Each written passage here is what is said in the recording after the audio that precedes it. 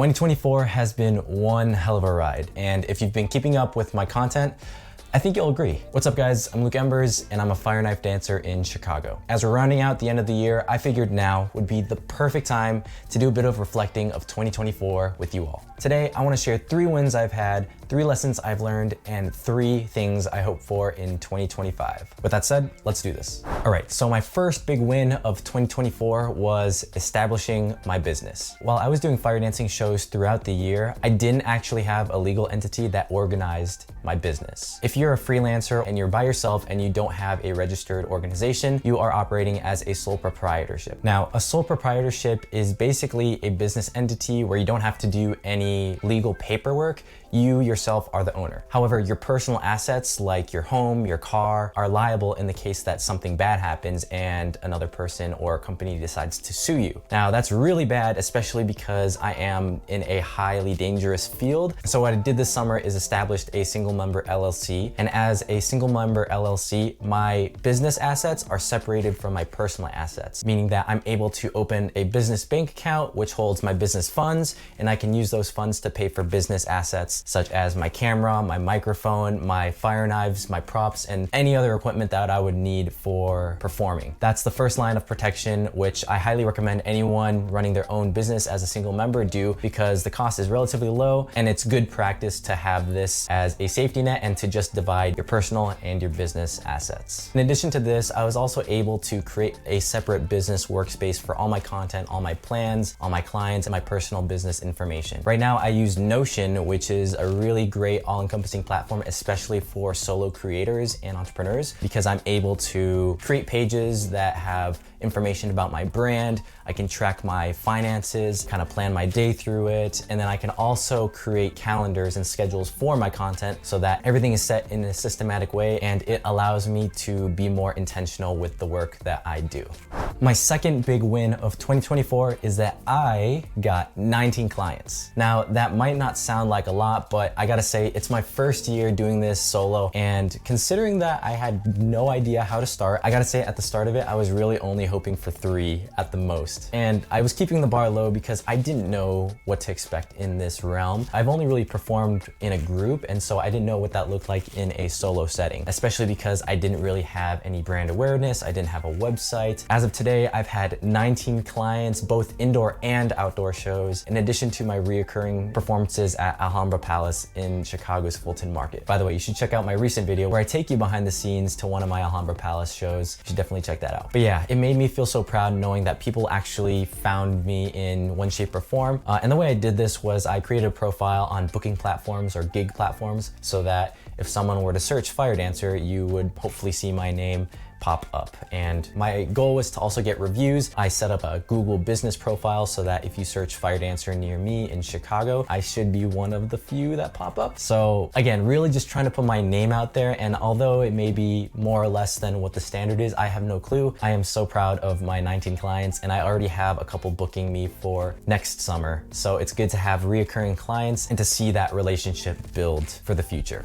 And so my third and arguably my biggest win of 2024 is consistency. Now, consistency goes across the board with everything that I'm doing, from my 1,000-day spin challenge to booking these clients that I got, continuing to post weekly videos, and my bi-monthly newsletter. I gotta say, consistency is probably the hardest thing, but it shows the most results, especially in the long term. Every single day showing up to practice, every single day picking up a fire knife, even if I don't want to, that was probably one of the biggest things that I was proud of. Being real, it's hard, and especially when you don't see results on the first day or the second day or even the 10th or 20th day. Continuing to show up will bring you results in the long run. And if you've been following with my journey, you can see how I was on day 1 versus how I am now today, which I think I'm on, at the time of recording this video, 558. And even for my clients, I would cold call a lot of venues, or I would cold email a lot of venues and a lot of people that I thought would be willing or open to having a fire dancer at their venue or for their events. And I got the cold shoulder from a lot of them, but I just kept putting in my messages. I kept replying to emails if I ever got any inquiries, and trying to make it work. And as a result, I got 19 beautiful, amazing clients, and that number is just gonna go up year by year. So consistency is definitely key. So while acknowledging your wins is so important, it's important to look at and reflect on the challenges that you've faced and understand what lessons you can derive from them. So my first lesson of 2023 is demonstrating my journey over my skill. My goal was, especially with building my brand, is to show my journey and to show that anyone can do it. This year, when I went to the Tuaofi fire knife competition, all the guys there, they know each other and they're in these tight communities and they're able to bounce off ideas and practice with one another and just understand, and they come from the same background. I couldn't really relate to that because I'm not Polynesian or Samoan by blood, and I live in a very urban city, which this skill isn't really common in. There were also times where I got the opportunity to perform at a gig or a show, and I honestly questioned why I even got in the first place because I didn't think I was that good. I see all these guys on social media, a lot of other fire knife dancers, they are absolutely amazing and so talented and skillful. So I'm like, why me? Why me versus this person or this person? Their main reason was because of what I can bring to the table outside of the skill. Yes, it's great to show your expertise and what you can do, but it's about how you connect with people. So taking this and reflecting on a lot of the experiences that I had this year, I realized that I don't have to be the most skilled to provide the most impact, and just truly remaining authentic, being the person that I say I am, both in closed and open doors. So again, big lesson, and definitely keeping that in mind in this new year. The second biggest lesson that I learned in 2024 is to not focus on the timeline. Now, me as a person, I'm very ambitious and I just want to get things rolling super fast, as fast as I can, and just constantly be in that grind mindset. I also get really frustrated when I don't see the results, or when I set my expectations too high, or if like a gig happens and it falls through and then it's all. There's a really powerful quote that I heard from Alex Hormozi, who is a very, very hardcore entrepreneur. Expecting it to be easy makes it harder. And so I also compare myself to a lot of my peers, and also the mixture of seeing people and successes on social media. I felt that, oh, it's my first year, I have to do this, this, or that, and I have to be successful by this age, or I have to get this gig by this date. If not, then I'm doing something wrong. That is a completely horrible mindset, especially when you're starting so young, and especially doing it on your own. That doesn't mean you should stop working hard. Continue to work hard gradually and consistent, but don't expect the results right away, or don't expect you yourself to be at a certain point by a certain time. Definitely a big lesson for me to maintain that positive mindset and to make things on a day-to-day basis just a little bit easier. The third lesson that I've learned in 2024, don't forget to experience the now. I feel like it's so common, especially for people my age who are in the young hustle mind grind, is that they forget that time is passing by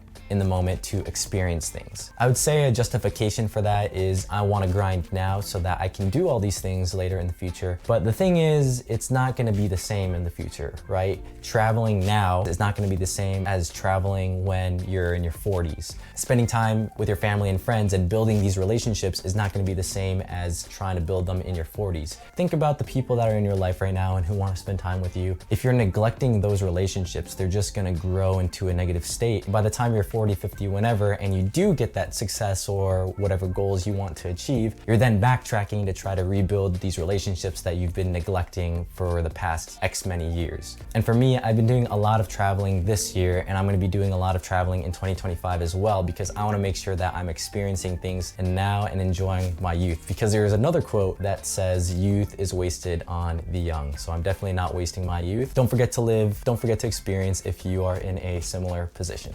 So as we're going into 2025, one of my biggest hopes is to get more clients. Getting more clients will allow me to build my brand awareness in the city of Chicago and provide more opportunities for me to reinvest into the business. Because after all, profit provides possibilities. By having more clients will allow me to have more cash flow so I can apply into my content, like getting better equipment and any other way that I feel would be a great investment for the growth of the business. It would really be cool to be known as the fire dancer in Chicago. So I really want to focus on that brand awareness by having more clients in different realms and diversify the type of events that I do. My second hope for 2025 is to refine my training and practicing. Now, while I've been doing my 1000 day spin challenge, there has honestly been a lack of structure. I want to try to build like a weekly training regime or plan so that I know the different categories of moves that I have, such as throws, tosses, bases or groundwork and apply different sets, repetitions, drills of moves into a plan so that it would allow anyone to follow, and it would follow all the most important points to hit when it comes to fire dancing. Lastly, with my training, I also want to apply more fire to my tricking moves.